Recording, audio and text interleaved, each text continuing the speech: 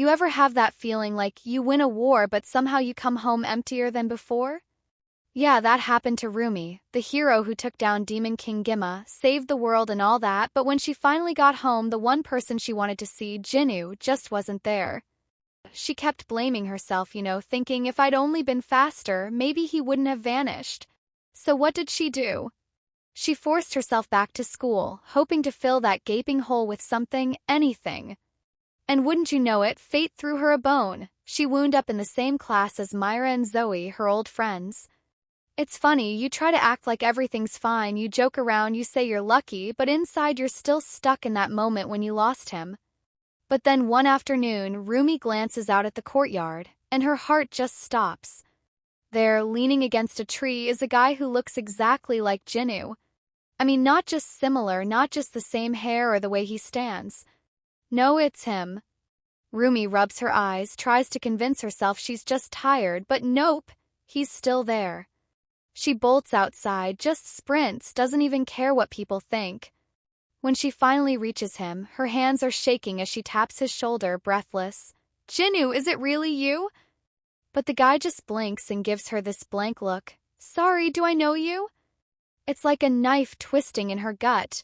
He doesn't remember her at all. She tries to remind him, tells stories from their battles, the victories, the heartbreaks, but none of it clicks. He shrugs, apologizes, walks away, leaving Rumi standing there in the sunlight, emptier than before. That night, Rumi sits awake, vowing, no swearing, she's going to bring Jinu back. She ropes in Myra and Zoe, tells them everything, and together they start digging, chasing every lead, every scrap of Jinu's old life.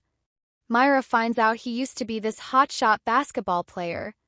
So they get Rumi to invite him to a pickup game. And you know what? He's a natural, wins the game, the crowd's cheering, but when Rumi looks in his eyes, there's nothing. Not even a flicker. She sits alone on the court, feeling hope slip through her fingers until Zoe, ever the dreamer, suggests something wild. Let's take him back to the old forest, the place where it all began. So they go, and for a second, Jinu seems almost haunted by the trees, the sunlight on moss, but still blank. Just when Rumi's ready to give up, Myra finds something else, a song Jinu once wrote. That next morning, Rumi sits outside his house, strumming the melody, singing it soft and a little off-key. Jinu pauses, you can see him almost remember, but the moment's gone as quickly as it came. Desperate, Zoe suggests a camping trip, one last shot. They all go, the woods alive with laughter, snacks, the kind of joy that only lasts until the sky cracks open, thunder roaring, and Gima, yeah, him, materializes out of black smoke. Chaos erupts, students scatter, but Rumi, she plants her feet and stands her ground, ready to face him again. Gima summons a pack of shadow monsters, closing in. Rumi fights like a woman possessed. Every punch, every block, it's like she's screaming at the universe, "Give him back to me!" But Gima is just too strong. With a final blast of dark energy, Rumi collapses. And right then, just as the darkness is about to swallow her, Jinu leaps in, takes the hit. In that moment, everything comes rushing back to him, the memories, the pain, the love. He turns to Rumi, tears in his eyes. Rumi, I remember you. I'm so sorry for making you wait. They rise together, back to back, and face Gima as one. The battle is epic, light against shadow, love against hate. Jinu unleashes this blinding light, a move they used to call the Dragon Fury Kick, and with Rumi by his side, they shatter Gima, watching him dissolve into nothingness, though his laugh still echoes, promising he'll return. In the hush that follows, Myra and Zoe rush to their side, cheering. For the first time in what feels like forever, Rumi and Jinu just hold each other, no words needed. Later, at the school party, they dance under a spinning disco ball, Rumi in his arms, both finally home. Twist here, just as everyone's celebrating, Myra quietly steps away, watching the couple with this wistful look. She'd always wanted Jinu, tried to win him over, but now, seeing him and Rumi, she realizes some stories just aren't meant for her. She slips out into the night alone, and for the first time, maybe she's free to find her own happiness. The years roll by. Rumi marries Jinu, they have a baby, a little girl with her mother's eyes and her father's wild hair. They move into a tiny house by the lake, fill it with laughter and paintings and memories. Every morning, they water the plants and greet the sun.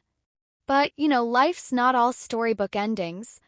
One day, villagers from Rumi's old neighborhood show up, angry and scared, demanding answers about the beast in the castle.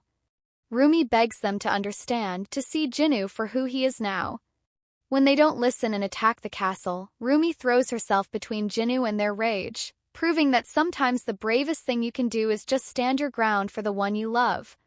As the dust settles, the magic fades, the castle's residents turn back to their true forms, and the villagers realize how wrong they were.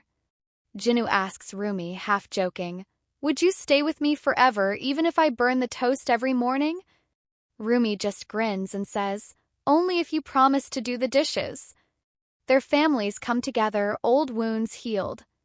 Rumi's father moves in, and every day the house fills with sunlight, baby giggles, and the distant sound of basketballs bouncing on the driveway. But stories like this never really end. Somewhere out there, shadows linger, memories fade and return, and love keeps surprising us over and over again. So, let me ask you, was Rumi right to forgive everyone? Does true love conquer all, or are some wounds too deep to heal? Drop your thoughts below because honestly, the only thing more powerful than a good story is a great debate. Who do you think was the real hero here, and what would you have done in Rumi's shoes? Let's talk about it.